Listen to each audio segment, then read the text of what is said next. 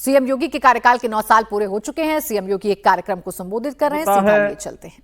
हमारे संगठन के महामंत्री और जिनकी योजना रचना में सारे कार्यक्रम आगे बढ़ते हैं, ऐसे माननीय धर्मपाल जी, महापौर जी, हमारे सभी माननीय सहयोगी मंत्रीगण, जनप्रतिनिधिगण, शासन के अधिकारीगण, भारतीय जनता पार्टी के हमारे सभी पदाधिकारी और कार्यकर्ता बहनों और भाइयों, नवनिर्माण के 9 वर्ष आज के इस कार्यक्रम के अवसर पर मैं आप सभी भारतीय जनता पार्टी के कार्यकर्ताओं का अभिनंदन करते हुए आदरणीय प्रधानमंत्री जी के मार्गदर्शन और विजनरी लीडरशिप में इन 9 वर्षों में जो भी परिवर्तन उत्तर प्रदेश के अंदर हुआ है, हमारी सरकार, ये डबल इंजन की सरकार जो कुछ भी करने में सफल हुई है, वह आदरणीय प्रधानमंत्री जी के मार्गदर्शन और नेतृत्व के साथ ही भारतीय जनता पार्टी के कार्यकर्ताओं के परिश्रम, जनप्रतिनिधियों के द्वारा सेवा भाव के साथ किए गए कार्यों और जनता जनार्दन के द्वारा दिए गए सहयोग का ही प्रतिफल है। मैं नवनिर्माण के इन 9 वर्षों के लिए पूरे प्रदेश की जनता जनार्दन को हृदय से बधाई देता हूं और आप सबका अभिनंदन करता हूं।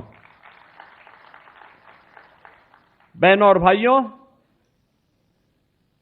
हमारे तीनों वक्ताओं ने यहां पर विस्तार से कहा। हमारे प्रदेश अध्यक्ष जी ने, हमारे दोनों डिप्टी सीएम केशव जी ने, ब्रजेश जी ने इन 9 वर्षों की इस गाथा को नजदीक से देखा है, उसमें नेतृत्व दिया है और उन्होंने इसके बारे में कि इसके बॉटलनेक कौन से थे, कौन कारक थे जो उत्तर प्रदेश के सामने पहचान का संकट खड़ा कर रहे थे, कौन वे कारक थे जिन कारणों से उत्तर प्रदेश के नौजवानों के सामने पहचान का संकट खड़ा हुआ था, कौन वे कारक थे जिसके कारण अनलिमिटेड पोटेंशियल का यह प्रदेश अपनी पहचान के लिए मोहताज था। दुनिया की सबसे उर्वरा भूमि रखने वाला यह प्रदेश, यहां का अन्नदाता किसान उर्वरा भूमि सबसे अच्छी होने, सर्वाधिक जल संसाधन होने के बावजूद आत्महत्या करने के लिए मजबूर होता था। सबसे अच्छा कारीगर होने के बावजूद क्या कारण था कि हमारा कारीगर उद्यमी बनने की बजाय श्रमिक बन करके उत्तर प्रदेश से पलायन करने के लिए मजबूर हो रहा था? क्या कारण था कि उत्तर प्रदेश की आधी आबादी भय और दहशत में सहमी रह करके स्वयं अपने को कोसती थी? बेटी सुरक्षा नहीं, व्यापारी को सुरक्षा नहीं, प्रदेश के विकास के लिए कोई विजन नहीं, नौजवानों के जीवन के साथ खिलवाड़ होता था, नौकरी निकले नहीं कि महाभारत के सारे रिश्ते वसूली के लिए निकल पड़ते थे। परिणाम क्या था? हताश और निराश युवा या तो पलायन करता था या फिर अपनी पहचान के लिए अपने आप को कोसने के लिए मजबूर होता था। और आज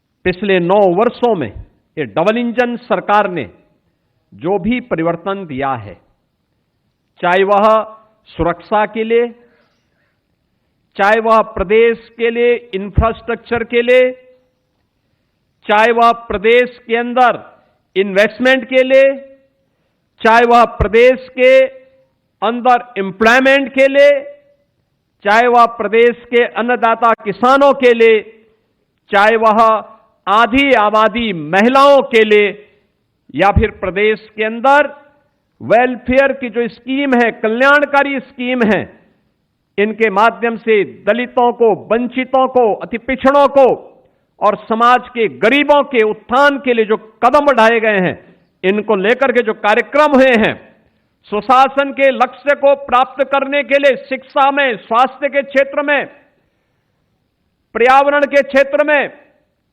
अन्य विविध क्षेत्रों में, महिला कल्याण के क्षेत्र में जो कार्य हुए हैं, उन सब को लेकर के और सेवा क्षेत्र में उत्तर प्रदेश को एक नई पहचान उपलब्ध करवाने के लिए, उत्तर प्रदेश की आस्था को सम्मान देने के लिए जो कार्य हुए हैं, वह पहचान उत्तर प्रदेश की वहां से फिर से बननी प्रारंभ हुई है।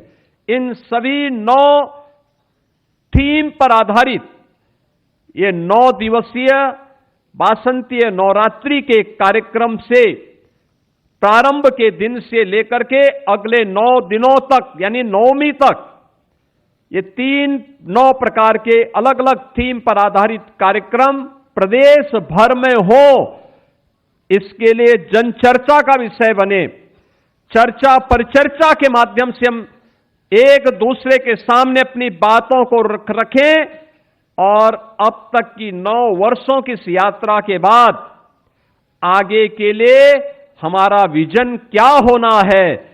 और ये संजोग है, यहां पे हमारे प्रदेश अध्यक्ष जी बोल रहे थे ना कि 9 एक शुभ अंक है, ये पूर्णता का प्रतीक होता है। ये पूर्णता यानी हमने 9 वर्षों में जो किया है, अब इसको चर्चा पर चर्चा का विषय बना करके इससे निकलने वाले मंथन के निकलने वाले अमृत से अब हम उत्तर प्रदेश की आगामी उस कार्य योजना को लेकर के कार्य करेंगे, जिसमें 2029-30 में उत्तर प्रदेश को $1 ट्रिलियन की इकोनॉमी की दिशा में अग्रसर करने की दिशा में क्या प्रयास होने हैं, उस दिशा में किए जाने वाले प्रयास का हिस्सा है। जनता के सुझाव हैं, समाज के अलग अलग तबके के द्वारा इसके बारे में चर्चा पर चर्चा का विषय बनाया जाए। इन सभी मुद्दों को लेकर के यह 9 दिनों तक अनवरत ये कार्यक्रम चले, जिसमें भारतीय जनता पार्टी के कार्यकर्ता के साथ साथ समाज के अलग अलग तबके के लोगों के द्वारा भी इसमें प्रतिभाग किए जाएं। विश्वविद्यालयों में, महाविद्यालयों में यद्यपि परीक्षाएं चल रही होंगी, लेकिन तब भी हमें युवाओं के बीच में, अन्नदाता किसानों के बीच में, कारीगरों के बीच में, श्रमिकों के बीच में, महिलाओं के बीच में, गरीबों के बीच में, समाज के प्रत्येक तबके के बीच में हम जाकर के इनको चर्चा पर चर्चा का विषय बनाएं। जिन योजनाओं का लाभ मिला है उसकी चर्चा करें, जहां नहीं मिला है उसे देने के लिए अपना हाथ आगे बढ़ाएं। इस देश से सरकार आगे बढ़ी है, 9 वर्ष बढ़े हैं, 9 वर्ष हुए हैं, तो 1 अप्रैल से जो हमारा वित्तीय वर्ष प्रारंभ होने जा रहा है, इसमें हमने पैसे की व्यवस्था भी 9,12,000 करोड़ रुपए की व्यवस्था की है प्रदेश के विकास के लिए। यानी इसमें खन्ना जी का कुंवारा रहना भी आपके लिए लाभदायक है कि खन्ना जी ने 9,12,000 करोड़ रुपए का बजट बनाया है। खन्ना जी कह रहे थे कि मैं बोलता तो मैं यहां पे गाना सुनाता एक, और वैसे सुनाएंगे भी वो। लेकिन बहनों और भाइयों, जो ये थीम 9 दी गई है सुरक्षा के मुद्दे पर, आप याद करिए ना, यही तो प्रदेश है। कल से नवरात्रि प्रारंभ हो रही है, कल से इस दौरान रमजान का महीना भी चल रहा है। परसों अलविदा की नमाज होगी और 21 को ईद भी हो सकती है, 20 से 21 को होगी। कहीं कोई हलचल है क्या? कुछ भी नहीं। शालीनता के साथ सारे पर्व और त्योहार मनाए जा रहे हैं, कहीं कोई हलचल नहीं। और यही है सुरक्षा का एहसास, यही है सुरक्षा। कल से त्योहार है, लोगों में खुशी है, हमारा त्योहार आ रहा है, हम नवरात्रि के साथ जुड़ेंगे, जगत जननी मां भगवती की उपासना के साथ जुड़ेंगे। कोई भय नहीं, कोई तनाव नहीं, कोई अराजकता नहीं, कोई अव्यवस्था नहीं, कोई कर्फ्यू का भय नहीं है, कोई दंगे का भय नहीं है। हर व्यक्ति जगत जननी मां भगवती की उपासना में लीन होकर के हर मंदिर में, देवालय में अथाह भीड़ होती है। अब लोगों ने उन क्षेत्रों में जाना बंद कर दिया जहां पहले जाते थे। अब तो नया वर्ष हो, कोई अन्य आयोजन हो, वह मंदिर की तरफ जाता है, धार्मिक स्थलों की तरफ जा रहा है। यह एक नया चेंज देखने को मिला है और यह तब हुआ है जब सुरक्षा का एक वातावरण हुआ है। सुरक्षा, बेहतर सुरक्षा, लेकिन सुरक्षा के लिए प्रयास प्रारंभ हुए। आप सोचो ना, उत्तर प्रदेश में 17 के पहले भर्ती नहीं होती थी, क्योंकि भर्ती होने के लिए सरकार की नीयत साफ नहीं थी। वह नौजवानों के भविष्य के साथ खिलवाड़ कर रही थी।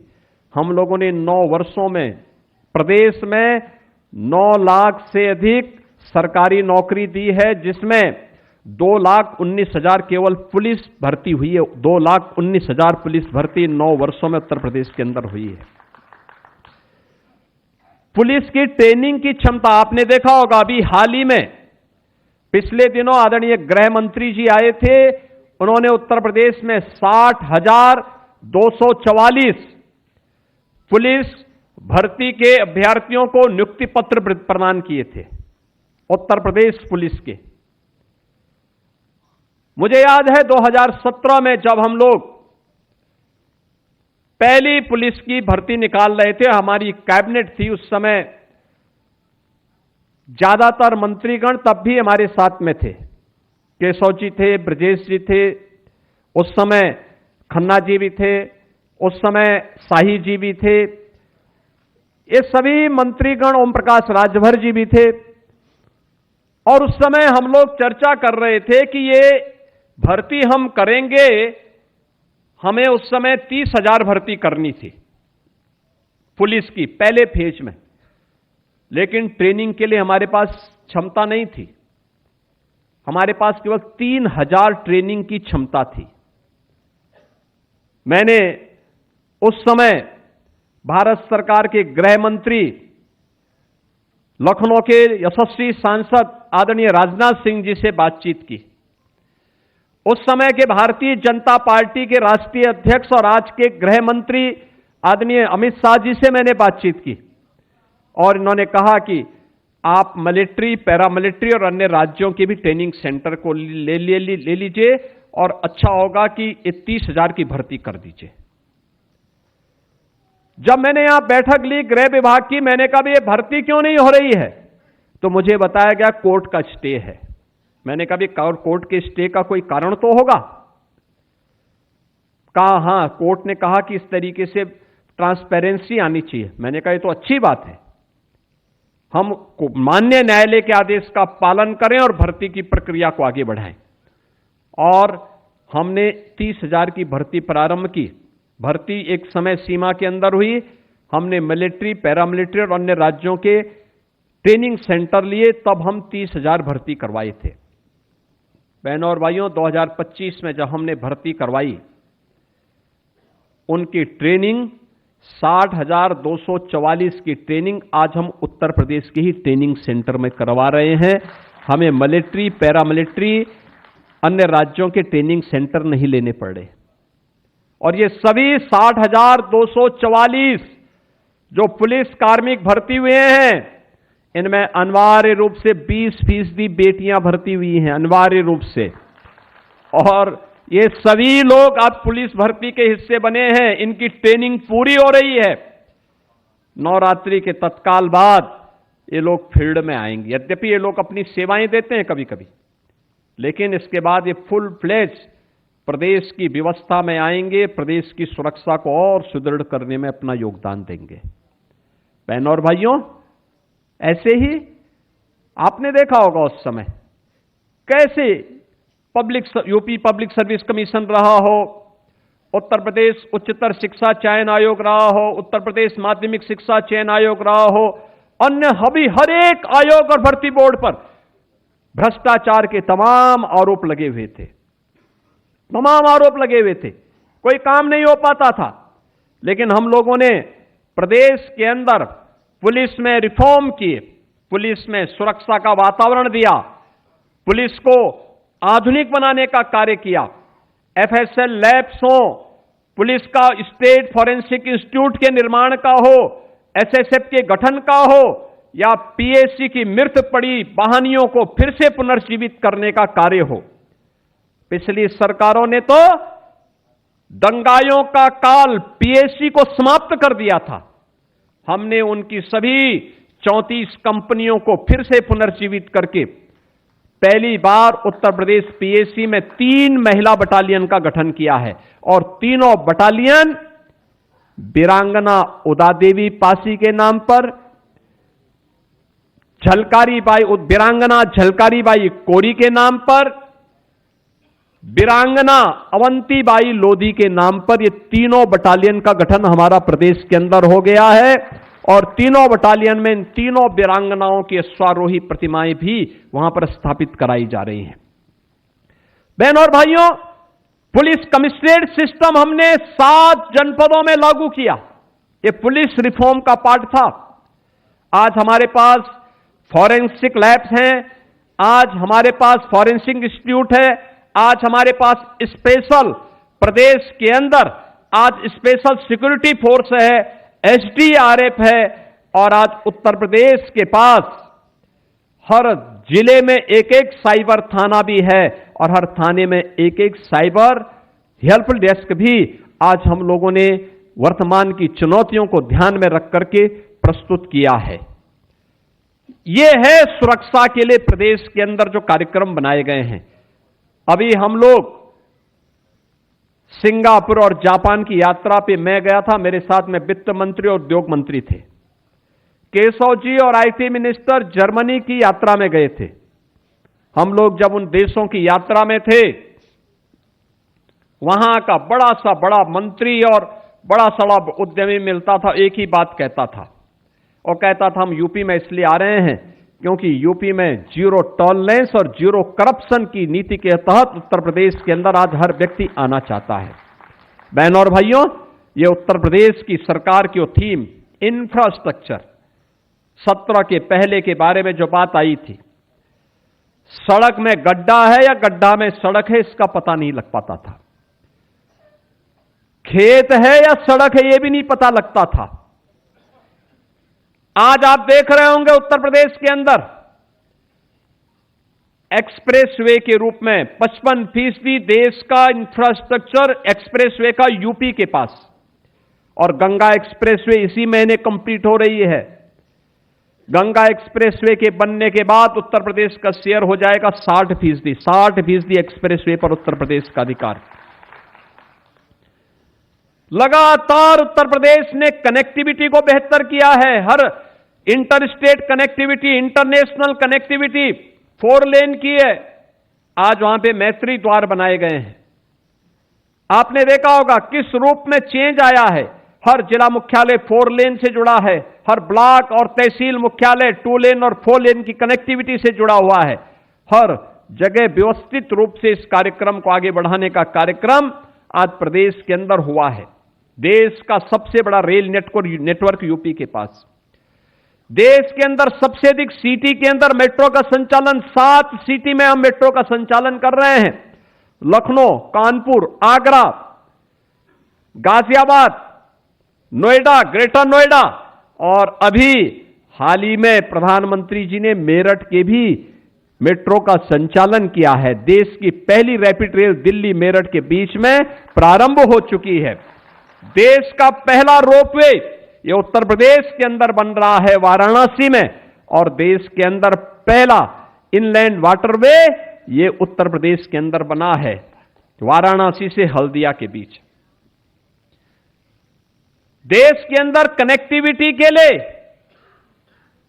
एयर कनेक्टिविटी के लिए आज उत्तर प्रदेश में 16 डोमेस्टिक एयरपोर्ट, 4 इंटरनेशनल एयरपोर्ट, और 5वां देश का सबसे बड़ा इंटरनेशनल एयरपोर्ट जेवर में हमने अनुरोध भेजा है आदरणीय प्रधानमंत्री जी से। 28 मार्च को उद्घाटन के लिए हमने आदरणीय प्रधानमंत्री जी को आमंत्रित किया है। आप सोचो ना, जेवर एयरपोर्ट बनेगा, उत्तर प्रदेश की अर्थव्यवस्था में कितनी ग्रोथ होने जा रही। 1 लाख करोड़ रुपए की आएगी उसमें इनकम उत्तर प्रदेश सरकार की। आज उत्तर प्रदेश के अंदर इंफ्रास्ट्रक्चर की स्थिति है। उत्तर प्रदेश आज इंफ्रास्ट्रक्चर प्रदेश भी बना है। इन्वेस्टमेंट के लिए क्या कहना। उत्तर प्रदेश में 2017 के पहले कोई इन्वेस्टर नहीं आता था, क्योंकि इन्वेस्टमेंट के लिए सुरक्षा चाहिए, पॉलिसी चाहिए। इन्वेस्टमेंट के लिए पॉलिसी के साथ साथ लैंड बैंक चाहिए, और लैंड बैंक के साथ साथ सरकार की नीयत भी चाहिए।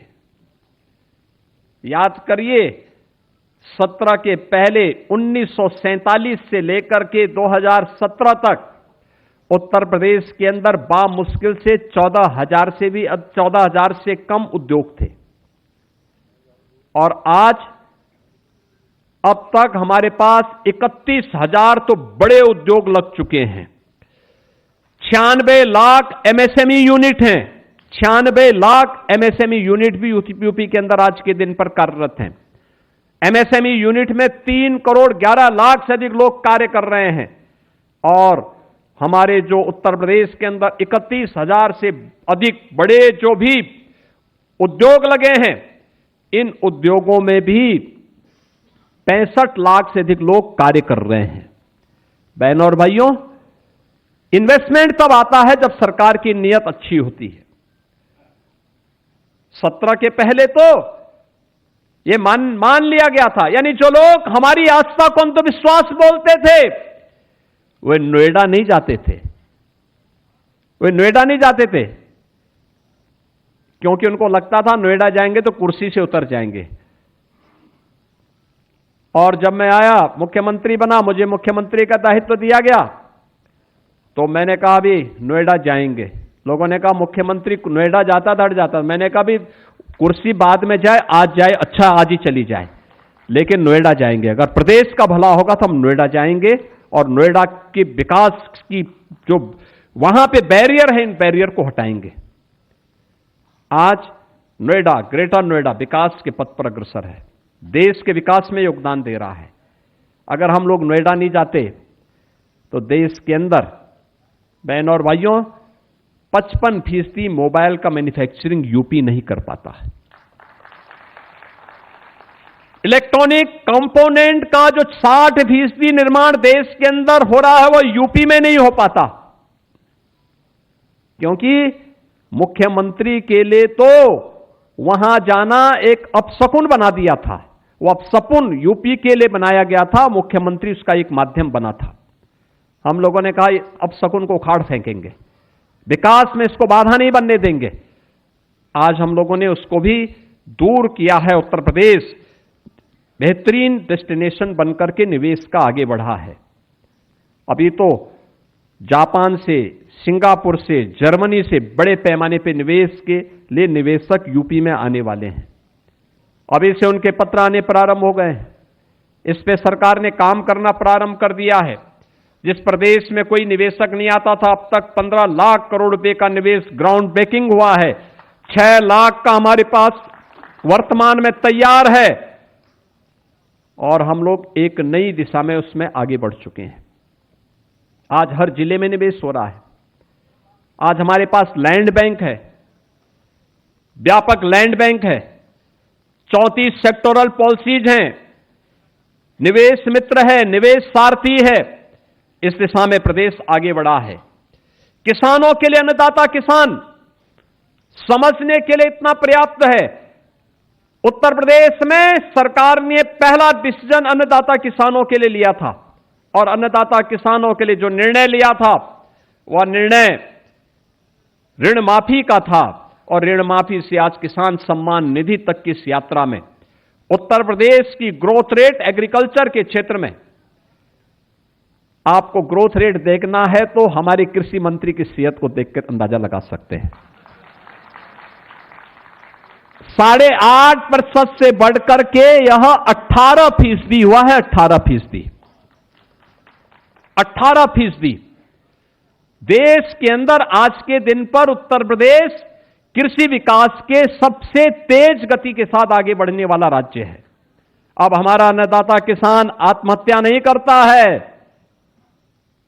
अकेले गन्ना किसानों के बारे में जो चर्चा हो रही थी, याद करिए 2012 से लेकर के 2017 के बीच कुल 95,000 करोड़ रुपए का गन्ना मूल्य का भुगतान हुआ।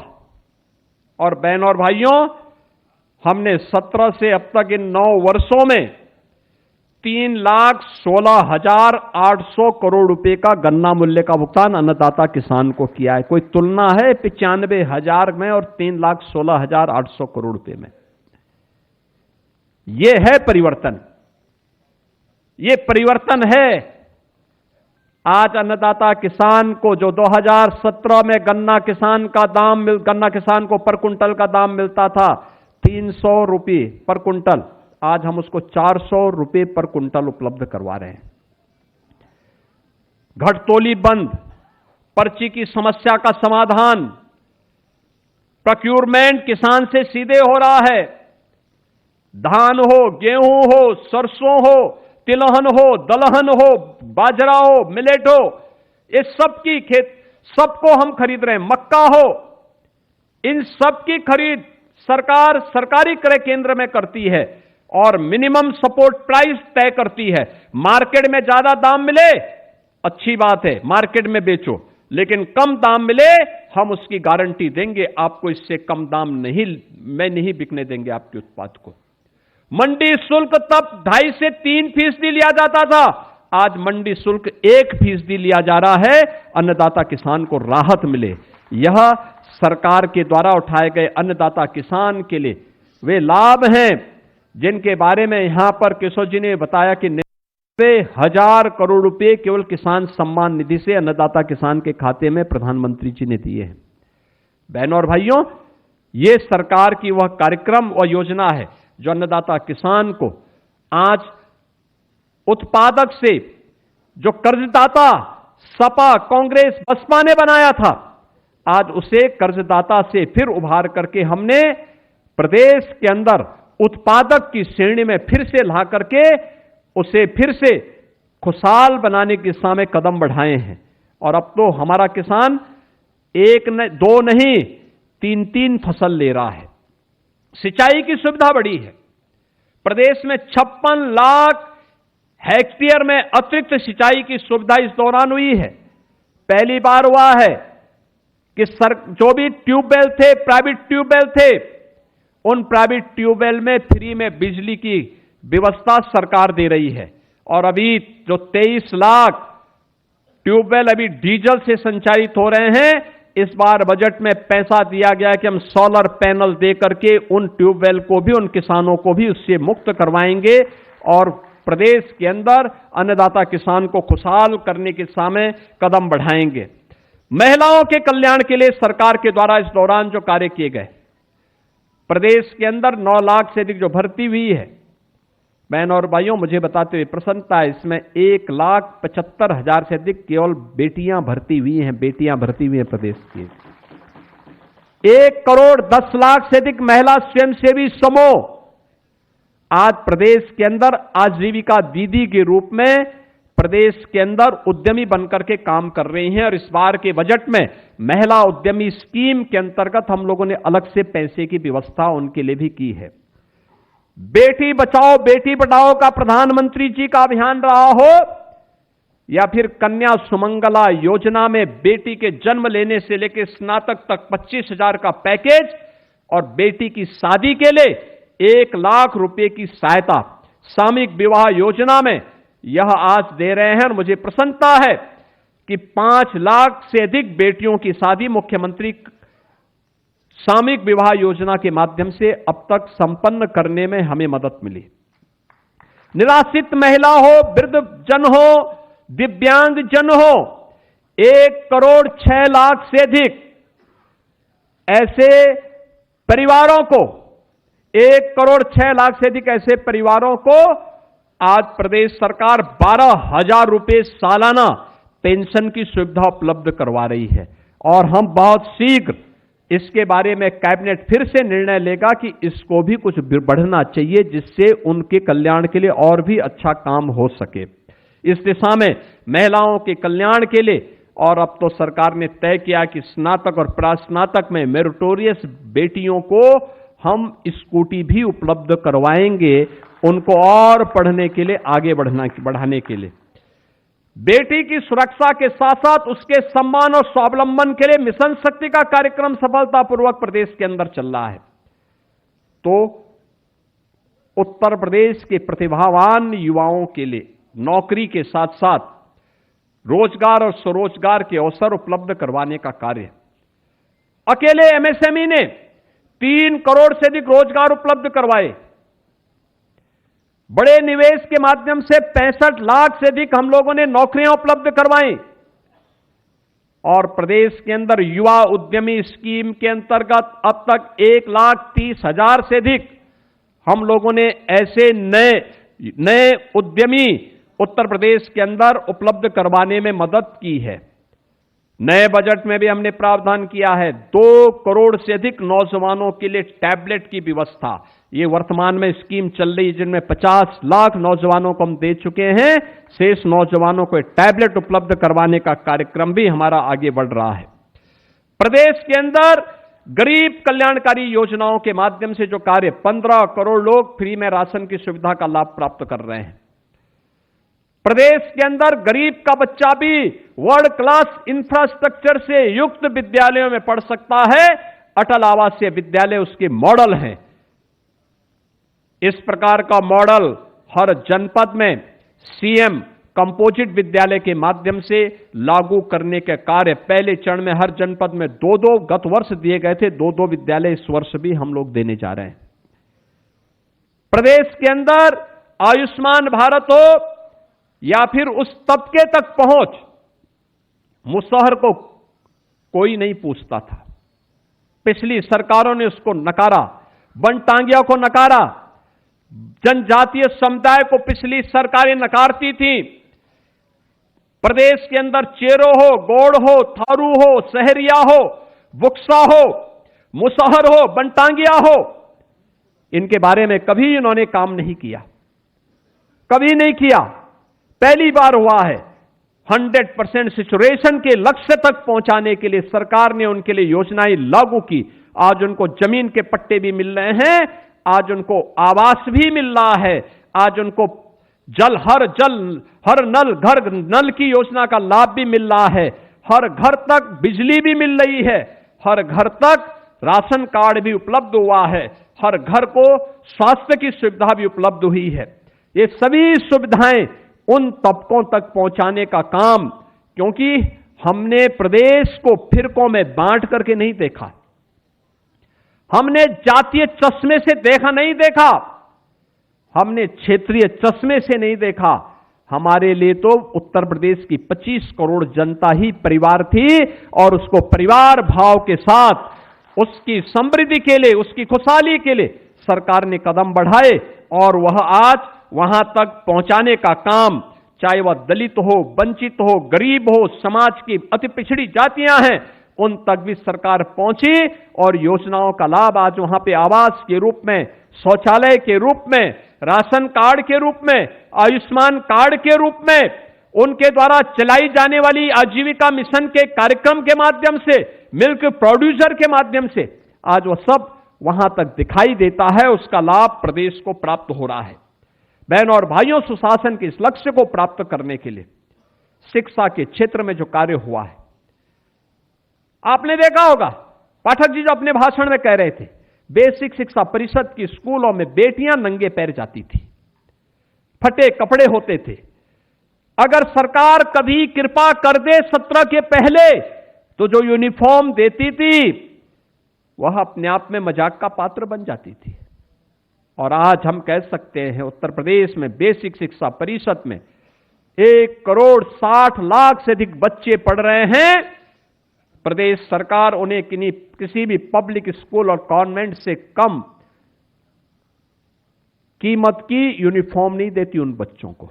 2 uniform, bag, books, shoes, socks, sweater, ये सभी उपलब्ध करवाती है। ऑपरेशन कायाकल्प में हमारे जनप्रतिनिधियों ने और अधिकारियों ने मिलकर के 1,36,000 से अधिक विद्यालयों को ऑपरेशन कायाकल्प में संसाधनों से युक्त किया है। पहले मान्यता क्या थी कि बेटी इसलिए स्कूल छोड़ देती है क्योंकि दूर स्कूल है, लेकिन जब हम लोगों ने इसके सर्वे लिए या ये टूल का इस्तेमाल किया और पाया कि नहीं, दूरी के नाते बेटी स्कूल नहीं छोड़ती है। बेटी इसलिए स्कूल छोड़ती है क्योंकि विद्यालय में टॉयलेट नहीं है और पेयजल की व्यवस्था नहीं है। उन सभी विद्यालयों में बालिकाओं के लिए और बालकों के लिए अलग अलग टॉयलेट दिए गए, पेयजल की व्यवस्था की गई। आज ड्रॉप आउट रेट 0 पे पहुंचा है। बहनों और भाइयों, नकल विहीन शिक्षा हो या फिर प्रोजेक्ट अलंकार के माध्यम से माध्यमिक शिक्षा में विद्यालयों के वर्तमान भव्य भवन, हम भी तो किसी इंटर कॉलेज में ही पढ़े थे। हमारा भी तो दायित्व बनता है, हम उसका पुनरुद्धार करें। सरकार ने उस दायित्व को निर्वहन किया।